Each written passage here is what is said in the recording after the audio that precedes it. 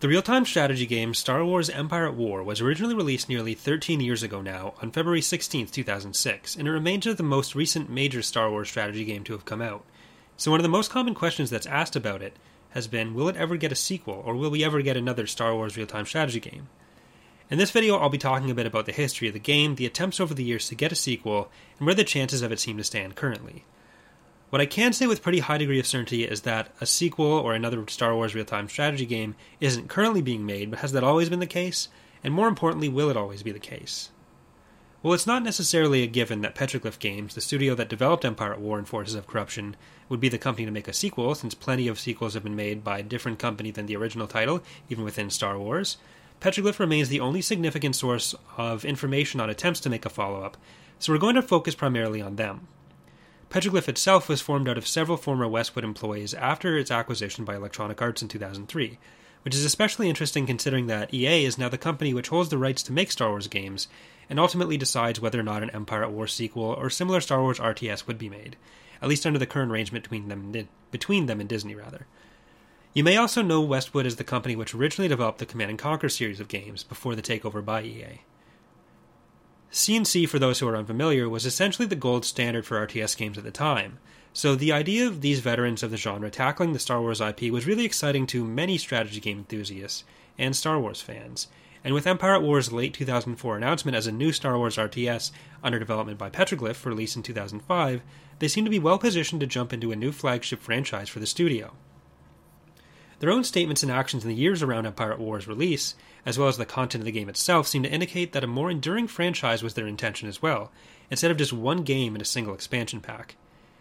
This was a pretty active time for the Star Wars franchise as a whole, with Revenge of the Sith coming out in May 2005 and several other popular Star Wars video game releases, including Battlefront 1 and 2 from Pandemic in September 2004 and November 2005 respectively, Republic Commando in February 2005, and Knights of the Old Republic 2 in December of 2004.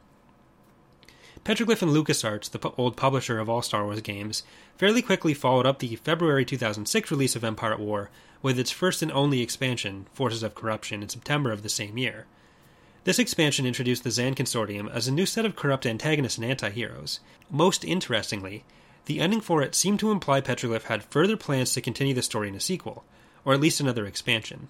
So, spoiler alert, but really if you haven't played this yet, it's your fault. The game ends with Tiber Zan capturing the Eclipse-class Superstar Destroyer while it was under construction at Kuat, not for the ship's immense power, but for the information contained in its computers. He was even nice enough to let the fragmenting Empire have it back afterwards. One of the other heroes for the Zan Consortium, Silri, then steals some information of her own, and the final scene in the game shows her entering a vault filled with what appears to be hundreds of ancient Sith soldiers frozen in carbonite. So clearly Petroglyph had some ideas for where to take the series, but was LucasArts open to that? Despite the significant following the game had in the active modding community, not to mention the various balancing issues and bugs which could have been fairly easily addressed in some cases through patches, there were at least originally only one patch release for Forces of Corruption. Petroglyph developers would sometimes be active in helping modders track down certain issues to fix ourselves, but an official patch would have had to come through LucasArts. The year following Forces of Corruption's release, Petroglyph released Universe at War Earth Assault, another RTS with some similar mechanics released on an upgraded Alamo engine, the engine they'd originally developed for Empire at War, which they've continued to use on all their RTS games to this day, so from their end some additional patches would likely have been feasible if the publisher were to sign off on them. Which is eventually what ended up happening under Disney, but we'll get to that later. Empire at War wouldn't have been the only game to have lost LucasArts support at the time, especially when the company was undergoing cuts of its own. Most notably, Republic Commando and Battlefront had sequels that were at least pitched or directly in the making before being cut themselves. The third Battlefront game we know was almost done.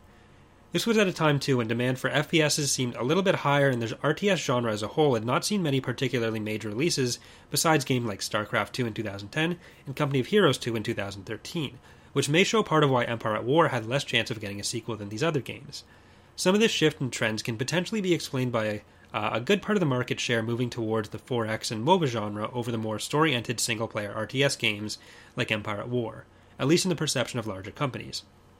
As we know, after all, nobody wants to play single-player games anymore anyways. By the time Disney acquired Star Wars and granted Electronic Arts, who you may remember as the company which acquired Westwood earlier, as well as the source of the idea that people don't like single-player games anymore, because we all have so many friends we'd rather spend time with, most of the hope for an Empire at War sequel had gone away. A mere 4 years later, though, in September of 2017, a surprise update from Petroglyph and Disney was released for Forces of Corruption, over a decade after the game's initial release. This update fixed several major bugs with the game and restored multiplayer functionality through Steam, which had previously been lost when GameSpy servers had shut down. I also host multiplayer matches for Empire at War mods on this channel pretty often, by the way, so maybe subscribe if that sounds interesting to you. But Petroglyph issued the following statement, which I've taken from the PC Gamer article in the description. We've continued to watch the Empire at War community closely over the years and appreciate all the excellent support you've given us in the game. Our thanks to all of you for the great feedback, awesome mod packs, and overwhelmingly positive reviews, and Disney for facilitating the release of this work. We hope you enjoy this special update. In the following months, there were a few other patches released for Empire at War, as well as some additional patching for Star Wars Battlefront 2. No, I mean the original Star Wars Battlefront 2, not that one. There we go. And speculation rose again about the possibility for an Empire at War sequel being on the horizon. This was quickly squashed, however, in an AMA on Reddit about their new game, Forged Battalion.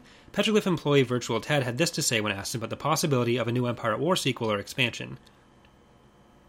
Unfortunately, no official expansion is in the works, although we are still collecting data and hoping to get another patch out based on the feedback.